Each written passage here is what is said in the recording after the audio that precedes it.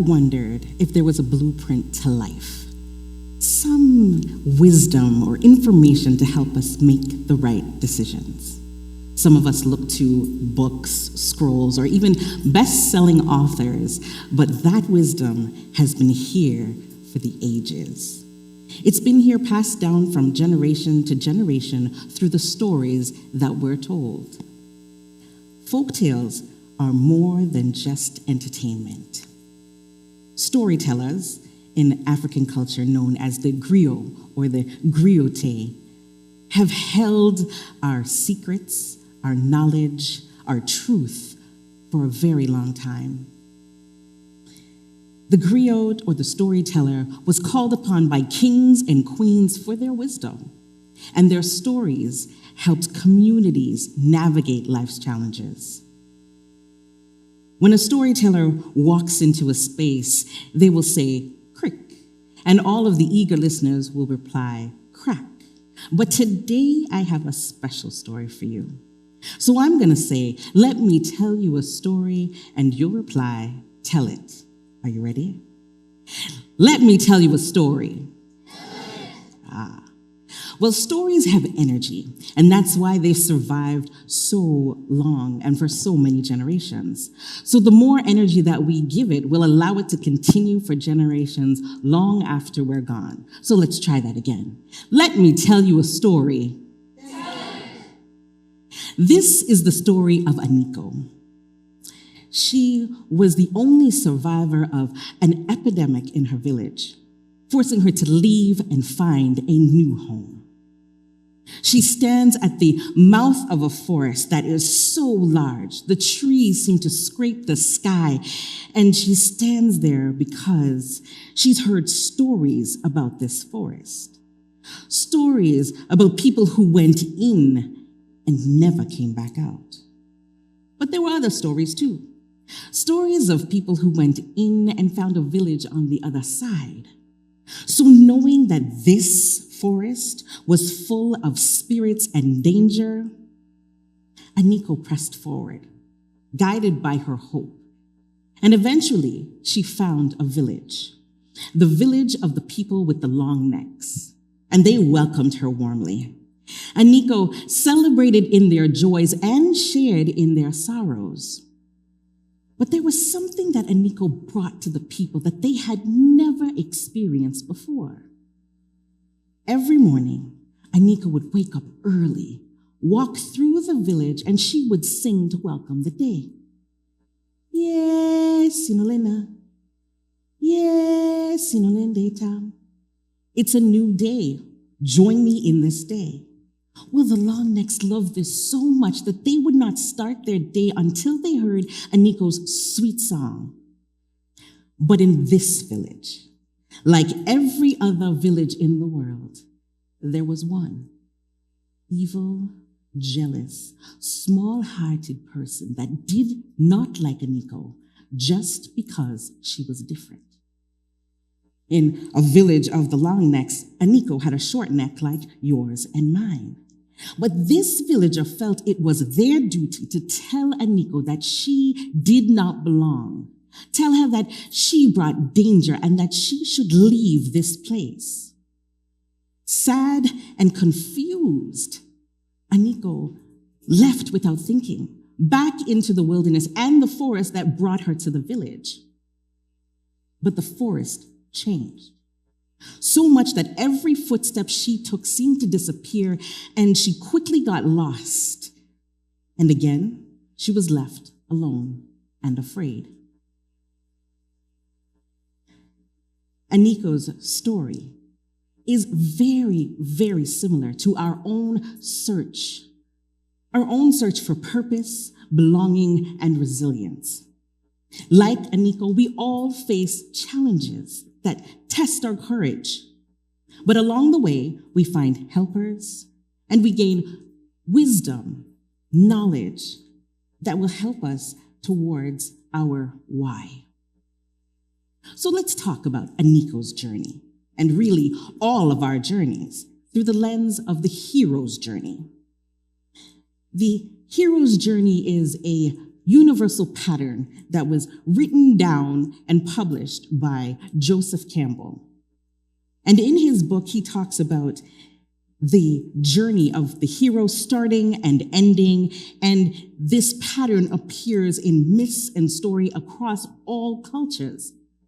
But his universal pattern originated in the African and Caribbean storytelling traditions. This pattern is broken down into 3 stages: the call for adventure, the challenges and helpers, and of course, the revelation and return. Every journey starts with a call. The hero's journey begins with a call which moves the hero from a place where they are comfortable into the unknown. For Aniko, it was being the only survivor and having to leave the place where she lived. For me, it might not have been that serious, but it was just as big. I wanted to be a model ever since I was a child, and so that was my journey that I carried. In the hero's journey, Joseph Campbell says that this call to adventure is often frightening. It's asking us to take a leap of faith. But in African tradition, this call is not always about the individual. Sometimes it's about the community needing something, whether it be healing, change, or even transformation. Wole Soyinka, a Nigerian playwright and storyteller, shares with us that it is so much more than just the individual. He highlights that it is the community.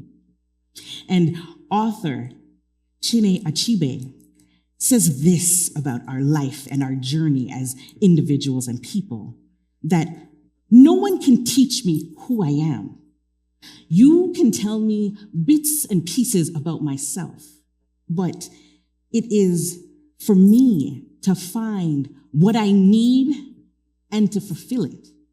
I need to find that myself.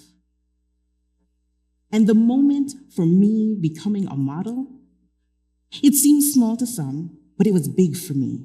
And in that moment, it was about me finding myself. Modeling was a lifelong dream, but I've always been told that I was too short and too wide. And so it wasn't a possibility. But yet suddenly, I was offered an opportunity to participate in a hair show. That meant I would be a model. But it wasn't just an easy decision. It was terrifying.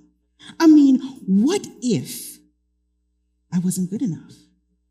Or what if I messed up? I struggled with these thoughts while I tried to make this decision. But then I thought of Nelson Mandela's words when he said, everything, it always seems impossible until it's done. I can't let the fear make the decision for me. So I said yes. And saying yes is the first part of starting this journey that we're on. And that means that it is our ability to say yes brings us to the next phase, which isn't any easier than the decision to say yes. It is the going out into the world, navigating the trials. And with every yes, there is a trial. With every yes, there is a challenge. For Aniko, it was having to find a new place. For me, my challenges were less serious. I mean, I had to learn how to walk in heels on stage, and I only wear flats. I also had to learn a choreography, and I mean, I have rhythm, but I dance to the beat of my own drum. Or the biggest one, self-doubt. That one was a little harder to carry. But when we think back to Joseph Campbell's work, he reminds us that this trial phase is tough, but it also highlights our helpers who come in many forms. And then taking that thought and applying it to African storytelling tradition, we know that those helpers do come in many forms. They come in the guise of an elder, an ancestor, or even a symbolic figure. But they all do the same thing. They give guidance to help along this journey, to help you overcome any struggle. My helpers, my sister, she was a model height and she already knew what to do. So I was glad she was with me. And a friend of mine who was an unexpected helper who helped me to find the perfect pair of shoes, not too short, not too tall, and not too skinny, so that I could bring this dream to life. My moment came. After weeks of rehearsals, selling tickets, it was the day. The room was filled and the lights were on the stage. The DJ was playing his music and we were all ready. The first group went down the runway and so did the second. And then it was my group's turn. The first girl walked down, the second one did too. And there I was, standing in my denim outfit, my beautiful makeup and some hair that I'm telling you, it grew as tall as the sky, but I loved it. And of course, I had those heels. And it was my turn. Finally, I put my hands on my hips and I started to walk down that runway, listening to the music, feeling the beat. I was feeling myself. And then suddenly, the sound in the room changed.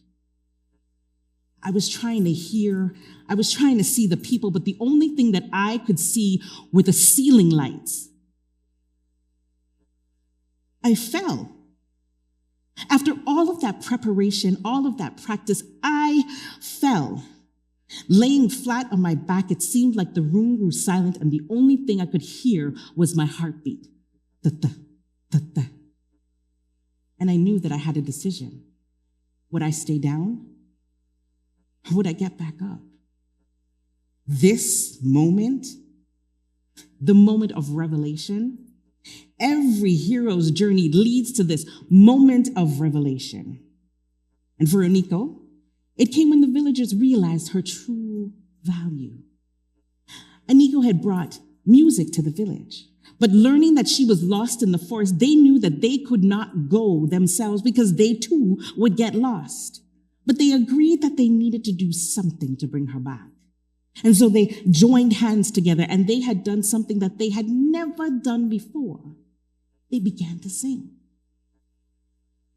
Aniko ni sawani, Aniko ni sawani, chang.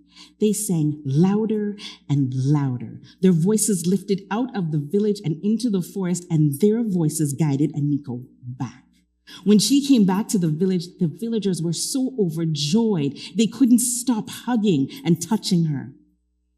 But the chief came to speak to everyone that day when he said, "It is not what you look like that matters. It is what's in your heart that truly counts."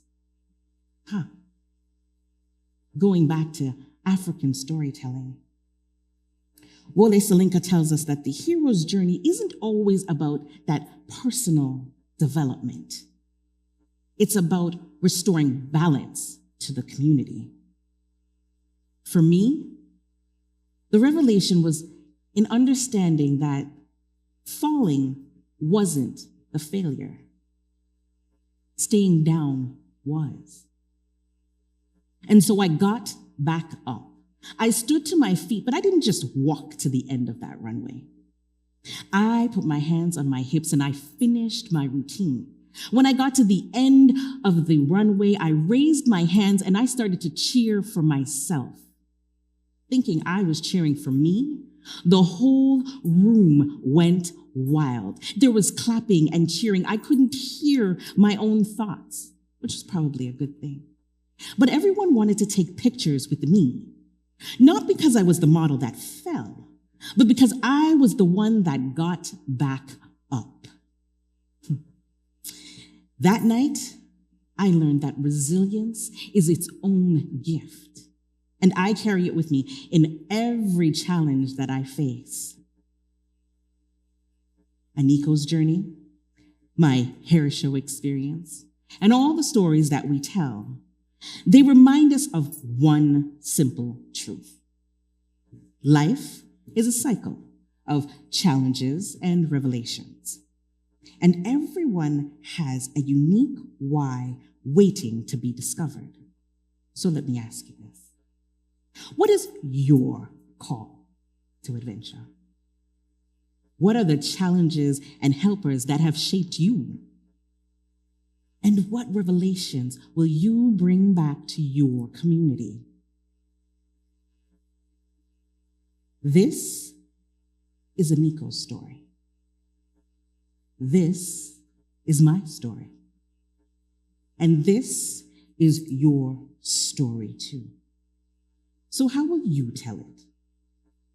And as we think about how we're going to tell our own personal stories, let us not forget to pass down our folktales, the wisdom that has been here since the beginning of time, the wisdom of our ancestors that we need to pass on to the generation to come. The more we tell, the more they live, and the more energy that we give them is the more likelihood that they will continue. So let's see if you remember. Let me tell you a story. Nice. I've told you my story, and now it's your turn to tell yours. Thank you.